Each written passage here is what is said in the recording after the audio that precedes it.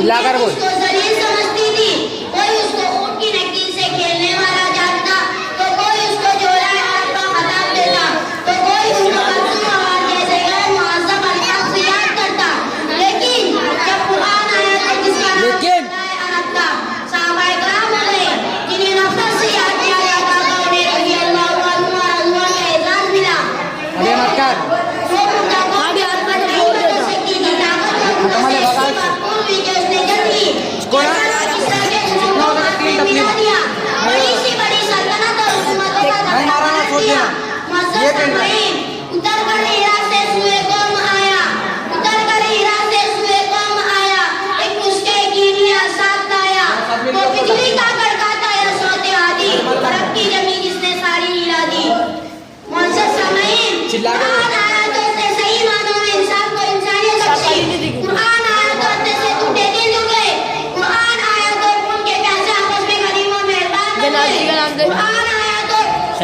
इसमें तारीफत और शराफत की कदर अफजाई हुई।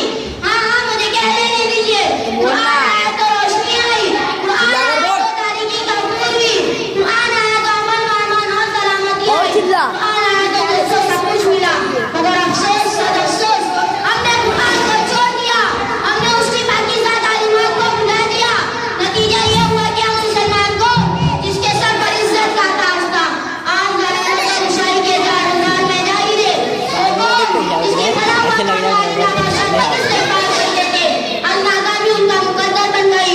वो कौन जिसकी एक फर्द की आवाज़ पर अफ्रीका के जंगलों में रहने वाले खूंखार दरिंदों ने सारा जंगल खाली कर दिया, लेकिन आज एक चुंडी भी उनके सामने झुकने को तैयार नहीं। वो कौन जो कभी दुनिया की सबसे बड़ी हाकिम कौम थी, आज गुलामाना जिंदगी बसर कर रही है।